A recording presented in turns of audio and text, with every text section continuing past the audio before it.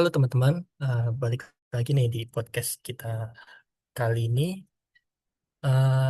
Podcast ini dibuat khusus untuk kamu yang sedang dan akan menjadi bagian dari keluarga besar Kementerian PU nih.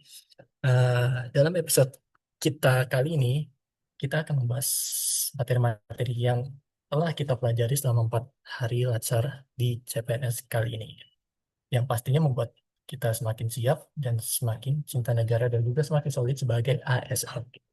Nah, aku, bersama saya, eh, host pada acara kali ini. Perkenalkan, nama saya Apriliana Pendika Putra, dan juga di sini ada 4 teman kita yang sudah hadir di sini sebagai narasumber kita. Yang pertama ada Mas Kavi. Halo Mas Kavi,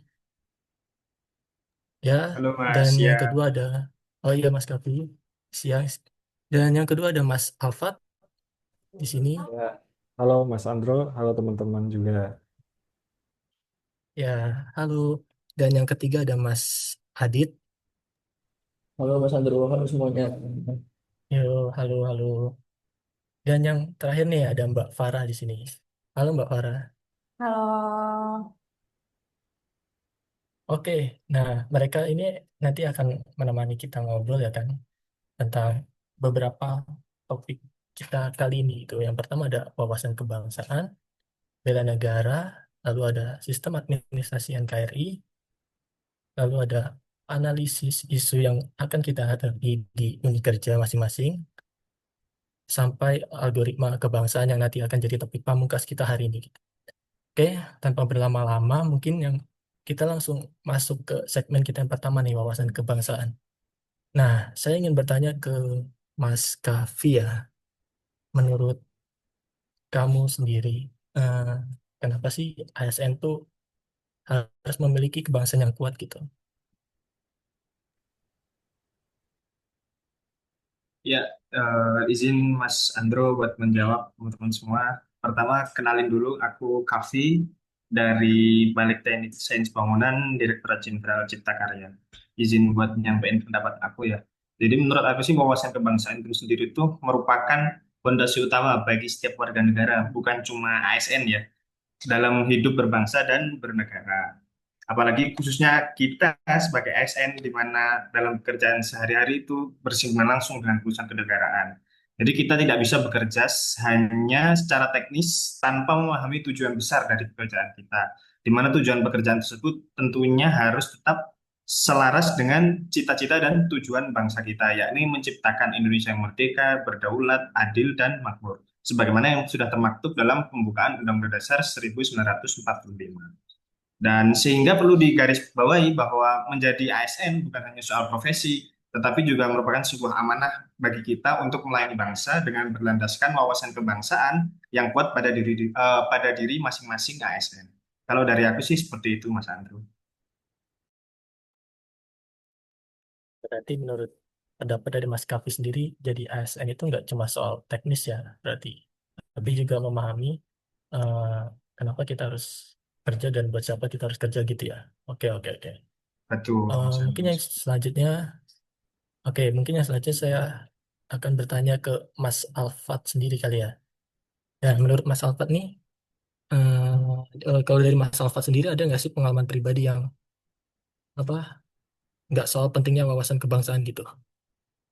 Ada nggak pengalaman pribadi soal pentingnya wawasan kebangsaan di kehidupan sehari-hari Mas Alfat sendiri? Ya, mohon izin ya Mas Andro sebagai host dan teman-teman sekalian. Perkenalkan kembali, saya Alfat Alfiandana dari Balai Besar Wilayah Sungai Cimanuk Cisanggarung, Direktorat Jenderal Sumber Daya Air. Tentunya mengenai wawasan kebangsaan telah kita ulas di podcast yang lalu. Eh, nah, berkaitan dengan itu, saya teringat kembali saat kita berdiskusi tentang peran ASN dalam keberagaman. Saat itu saya merasa bahwa kita harus menjadi pengikat karena eh, kita ketahui sendiri bahwa Indonesia itu dan eh, mempunyai beragam dari kalangan masyarakat. Tentunya, jika kita tidak memahami jati diri bangsa, sulitnya rasa bisa mengayomi semua elemen masyarakat. Maka dari itu, menurut saya penting untuk lebih memahami tentang wawasan kebangsaan. Nah, berkaitan dengan wawasan kebangsaan nih, implementasi melalui setiap kebijakan dan tindakan dalam membangun infrastruktur, terutama kita sebagai ASN PU, karena hal ini bertujuan agar pembangunan tidak hanya sekedar fisik, tapi juga memperkuat fondasi kebangsaan dan persatuan. Mungkin tentang wawasan kebangsaan, secara singkatnya seperti itu, Mas Andro, dari saya. Terima kasih, Mas Andro. Oke, oke, makasih atas jawabannya dari Mas Alfat. Berarti tadi menurut Mas Alfat sendiri, keberagaman itu bukan cuma soal tantangan berarti ya. Malah justru keberagaman itu lebih ke kekuatan kita untuk bisa rangkul semangat kebangsaan gitu ya. Oke, oke. Mungkin kita bisa lanjut ke segmen yang kedua kali ya, tentang bela negara. Eh, Banyak orang ngiranya tuh bela negara itu lebih ke soal militer, soal perang, soal angkat senjata gitu. Padahal kita sebagai ASN juga punya andil besar nggak sih dalam urusan bela negara sendiri. Nah, di sini saya ingin bertanya kepada Mas Adit. Menurut Mas Adit, gimana cara kita sebagai ASN eh, dalam urusan bela negara ini gitu? Baik, terima kasih banyak Mas Andro. Sebelum saya menjawab pertanyaan dari Mas Andro, izinkan saya memperkenalkan diri. Saya Adit Bintang Pratama dari Balai Besar Wilayah Sungai Cidanau, Ciujung, dan Cidurian dari Direktorat Jenderal Sumber Daya Air. Oke, di sini saya eh, coba menjawab. Ketika kita berbicara tentang bela negara, pikiran kita sering langsung tertuju pada militer, senjata, maupun medan perang. Padahal di balik meja kerja, di ruang arsip, ataupun di loket pelayanan publik, di sanalah juga berlangsung bentuk bela negara yang tak kalah penting. Aparatur sipil negara, atau yang biasa kita singkat dengan ASN, memegang peran strategis dalam menjaga kedaulatan bangsa melalui pelayanan yang bersih, adil, dan berintegritas. Mereka adalah garda terdepan dalam memastikan negara hadir untuk rakyat, bukan hanya secara fisik, tapi juga secara moral dan administratif. Dengan menjalankan tugas secara profesional, menjunjung tinggi nilai Pancasila, dan menolak segala bentuk penyimpangan, ASN sejatinya sedang membela negara dari ancaman yang tak kasat mata, seperti koruptor, ketidakadilan, dan ketidakpercayaan publik. Bela negara bukan hanya soal nyawa, tapi juga soal sikap, dan ASN adalah penjaga sikap itu setiap hari. Terima kasih, Mas Andro. Baik, terima kasih atas jawabannya dari Mas Adit. Berarti menurut Mas Adit sendiri ya, di bela negara di zaman sekarang itu berarti nggak harus kita pakai seragam militer gitu ya. Tapi cukup dengan menjaga apa integritas dan kepercayaan publik di eh, unit kerjanya masing-masing itu bisa ya berarti. Oke, Betul sekali, Mas Andro. mungkin saya bisa bertanya pada Mbak Farah terkait bela negara sendiri gimana Mbak? Menurut Mbak Farah sendiri gimana? Oke, sebelumnya terima kasih untuk waktunya Mas Andro. Perkenalkan terlebih dahulu, saya Andreani Farah Wahyuditya, biasa dipanggil Farah. Saya dari Balai Teknik Bahan dan Struktur Bangunan Gedung, Direktorat Jenderal Cipta Karya. Tuh. Saya setuju sekali untuk pemaparan yang dibicarakan oleh Mas Andro dan tanggapan dari Mas Adit ya. Tentang bela negara itu memang harus dimulai dari penguatan nilai-nilai dasar seperti nilai integritas, nasionalisme, dan tanggung jawab itu sendiri. Kita sebagai ASN diharapkan menjunjung tinggi etika profesi, menolak segala bentuk korupsi, serta menjalankan tugas dengan penuh dedikasi dan juga kejujuran gitu. Selain itu, dalam pelayanan publik sendiri, ASN juga harus mampu memberikan layanan yang cepat, tepat, transparan, dan akuntabel kepada masyarakat, serta terus melakukan perbaikan dan inovasi birokrasi untuk meningkatkan efisiensi dan kepuasan publik. Mungkin hal-hal itu yang bisa menunjang kita sebagai bentuk bela negara gitu, karena kan kita posisinya atau sebagai ASN. Dan jangan lupa juga salah satu bentuk bela negara juga bisa dilakukan dengan cara literasi. Saya rasa penting sekali untuk memberikan edukasi kepada masyarakat tentang eh, bentuk pekerjaan umum atau yang berhubungan dengan bangunan gedung yang aman dan tahan bencana. Kita bisa menyampaikan lewat media informasi yang mudah dipahami ataupun cara-cara lain yang bisa menyentuh kepada masyarakat itu sendiri. Mungkin itu yang bisa saya tambahkan, Mas Andro. Baik, terima kasih atas jawabannya dari Mbak Farah. Tadi yang sempat saya eh, apa menjadi saya fokus tadi ada Mbak Farah menyebutkan tentang literasi itu penting menurut saya ya benar terkait literasi itu penting karena kita perlu apa gimana caranya masyarakat tuh paham mengenai bela negara ini kalau nggak dari literasi gitu ya. Oke, mungkin sekarang kita langsung lanjut ke segmen yang ketiga yaitu tentang sistem administrasi NKRI. Nah, mungkin saya ingin bertanya langsung ke Mas Adit. Mungkin bisa dijelaskan dulu secara singkat mengenai sistem administrasi NKRI ini sendiri itu gimana? Oke, baik. Terima kasih Mas Andro. Coba sedikit saya jelaskan apa itu sistem administrasi dalam NKRI. Sistem administrasi dalam NKRI bukan hanya soal struktur dan prosedur.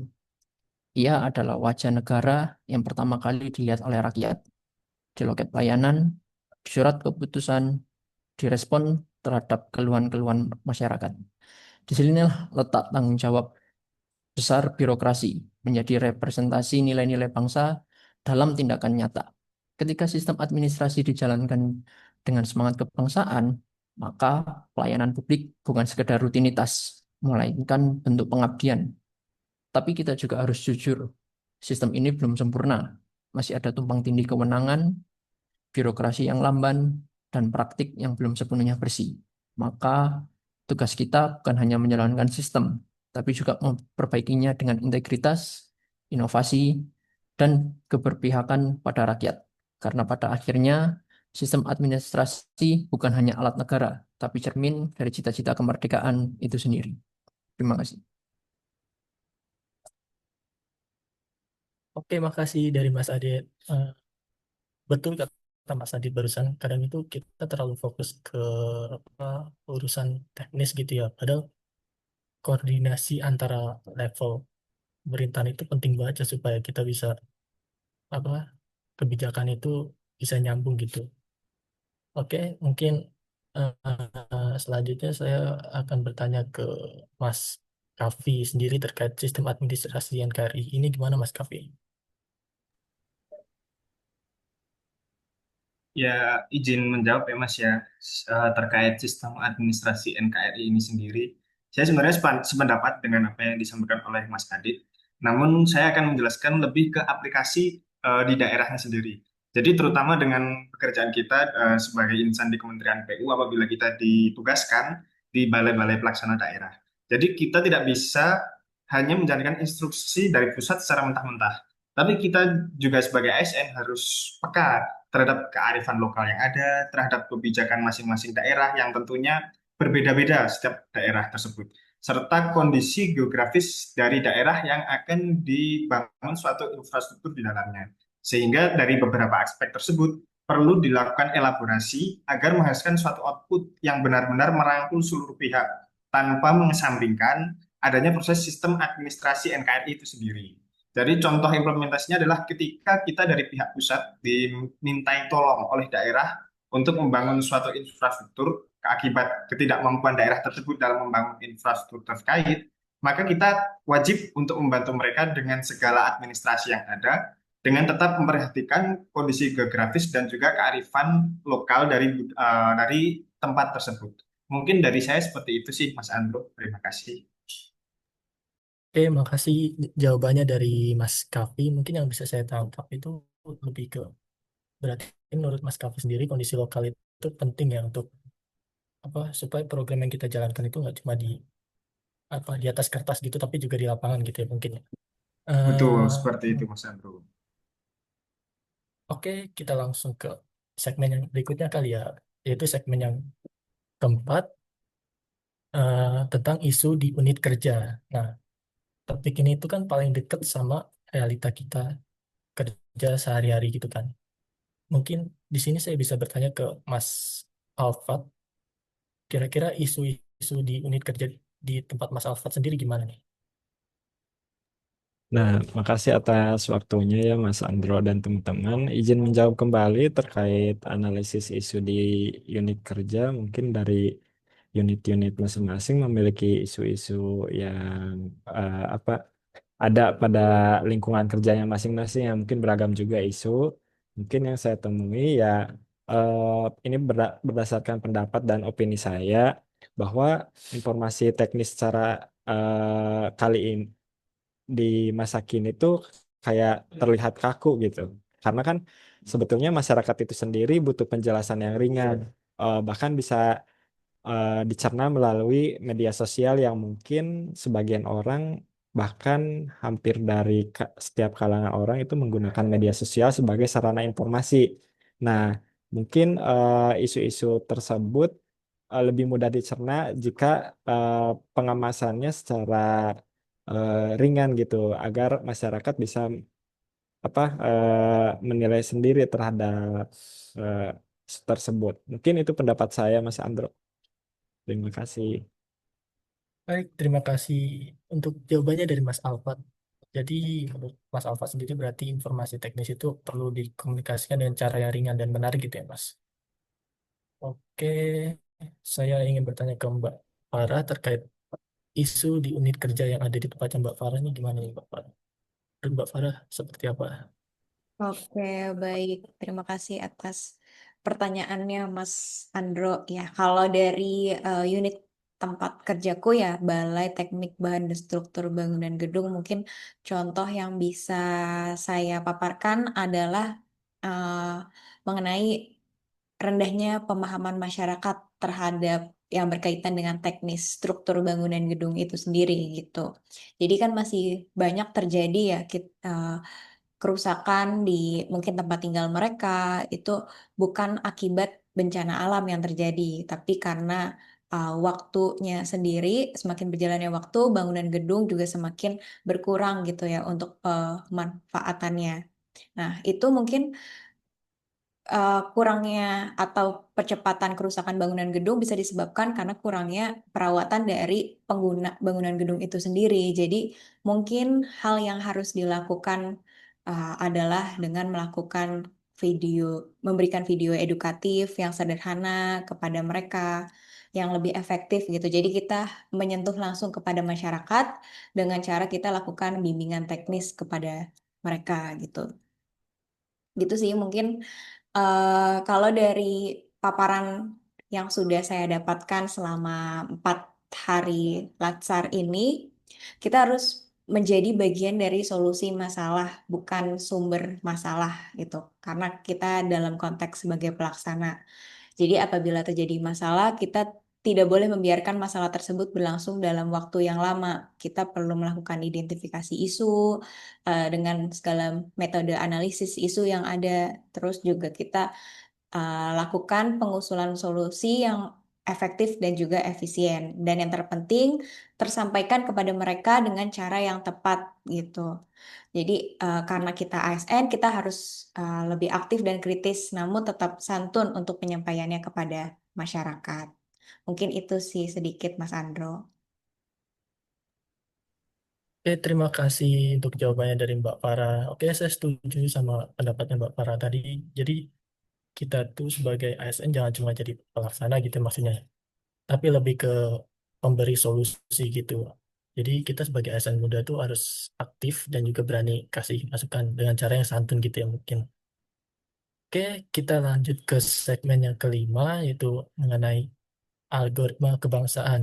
Nah, di topik kita yang pamungkas ini mungkin eh, agak gimana ya, agak mind blowing gitu menurut saya pribadi karena algoritma kebangsaan sendiri itu bahasanya kayak nyerempet ke dunia teknologi kan algoritma. Nah, tapi ternyata maknanya itu dalam banget buat kita sebagai ASN ya. Mungkin di sini saya ingin bertanya ke Mas Kavi ya. Coba deh menurut Mas Kavi sendiri gimana sih eh, kamu bisa menangkap konsep terkait algoritma kebangsaan ini?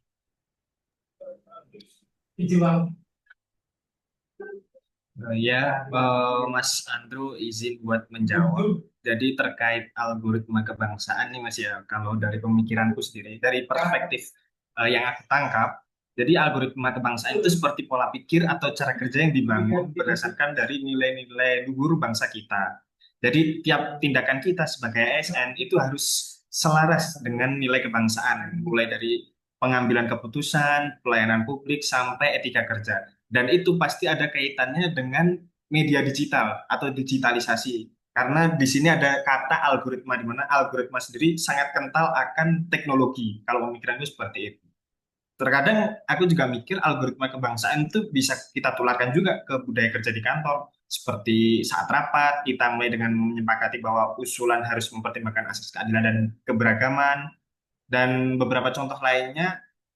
Dan itu menurutku sih seperti sederhana ya, tapi powerful efeknya. Jadi bisa aku simpulin secara sederhana bahwa istilah algoritma sendiri menggambarkan proses yang logis dan konsisten, di mana di era digital ini kita perlu punya sistem nilai yang kokoh supaya nggak mudah goyah walau suatu saat situasi akan berubah dengan cepat. Jadi nilai kebangsaan semacam ini akan jadi kompas moral kita dalam bekerja di era digital saat ini. Kalau dari aku sih seperti itu, Mas Andro. Terima kasih. Oke, makasih jawabannya dari Mas Kapi. Wah, keren banget ya pemikirannya. Jadi, algoritma kebangsaan itu bisa jadi filter otomatis dalam berpikir dan sebagai ASN gitu ya.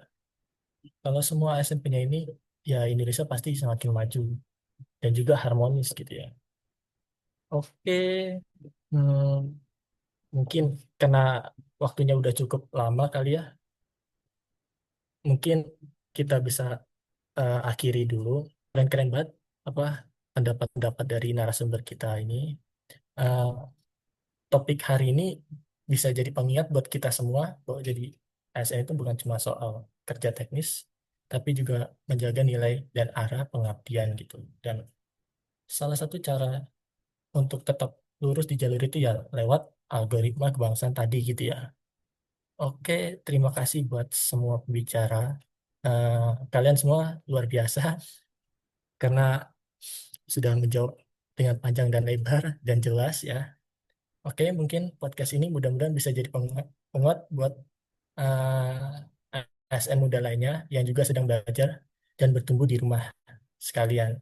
Mungkin sekian dari kelompok kita, kelompok 4.